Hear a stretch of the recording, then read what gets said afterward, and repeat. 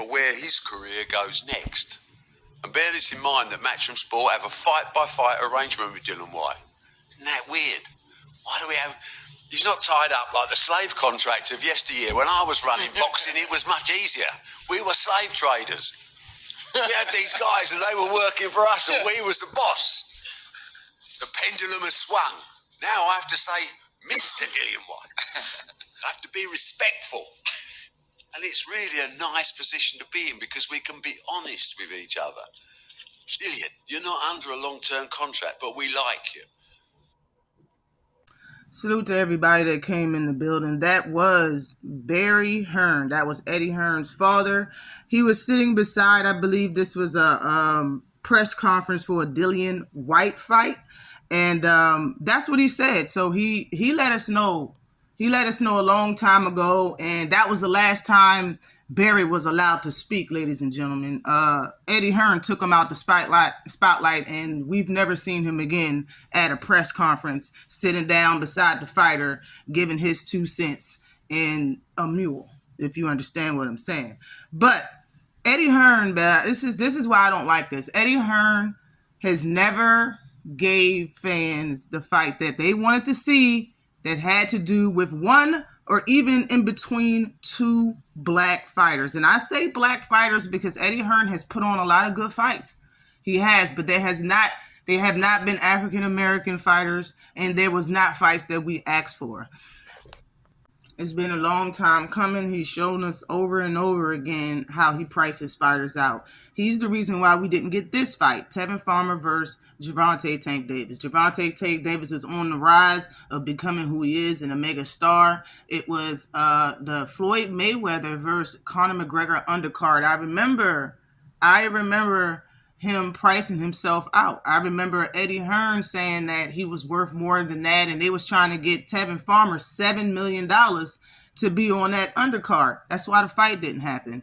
He is also the reason why we didn't get this fight in between Deontay Wilder and Anthony Joshua. Anthony Joshua sat there and named his price. He said he wanted $50 million to fight Deontay Wilder. That money was put in escrow by Al Heyman. And Eddie Hearn went publicly saying somebody from Alabama was acting like they put in $50 million. He was acting like Deontay Wilder put in that money and it wasn't there, even though he can just check escrow himself and see that the money was there. And he knew it came from Al Heyman. He was playing games. He was trying to get Anthony Joshua more money than what his line was and what he asked for. He asked him to name his price. He said something wild. He was smiling like he knew he wasn't going to get it. He said $50 million. We still didn't get to see that fight, and we probably never will. And in my honest opinion, he's going to be the reason why we don't get this fight. Devin Haney versus Matais. Matais just signed to Eddie Hearn. Everybody thought it was good. I did not, because I remember the history. Those was fights that we all wanted to see. I remember what Eddie always does. He plays too many games. I said this on my live last Saturday, I believe the Saturday before that. Ever since I heard that he signed with Matchroom, I've had a bad feeling. If we don't get this fight, I'm going to blame it on Eddie. I'm not going to blame it on the fighters. I'm going to blame it on Eddie, because Eddie has shown us over and over again that this is what he does, okay? And to prove it, recently Eddie Hearn said that Devin Haney was going to drop his WBC title because they don't have enough money to pay for his mandatory fight versus Sandor Martin. Now, seeing that the styles of the fighters, he's saying that it's not going to bring in enough revenue for him to make a profit to pay both fighters and to actually have the card. I understand what he's saying, but why say that if you just signed Cibro Matais, which is an IBF holder? All right, we all know Devin Haney is not down to do rehydration clauses, so have him fight a unification.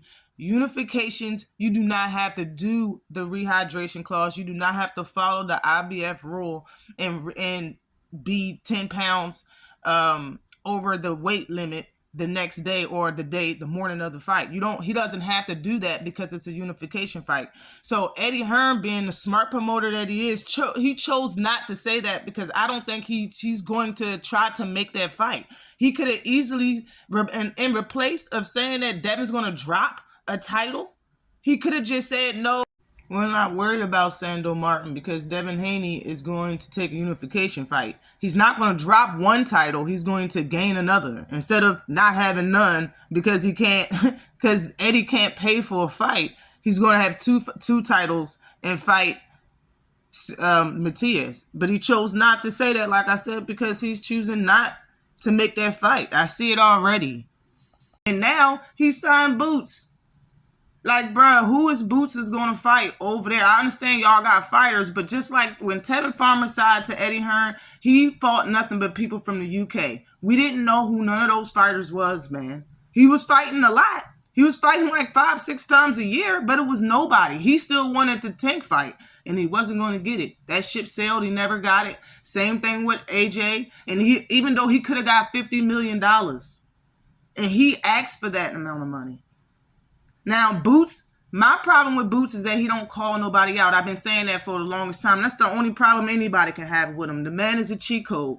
Honest to Cap, he's the only person that you can name a cheat code and nobody argues that you named him. He's special, and you can tell. All he wants is to be active because nobody want to fight him. So he's cool with going over there and fighting a bunch of UK fighters or fighting a bunch of people we never heard of or people we know that he don't supposed to be in the ring with. Like, bro, it's not a good feeling when it comes to all of this. Eddie Hearn is picking up all of this good talent. What is he going to do with it is the question.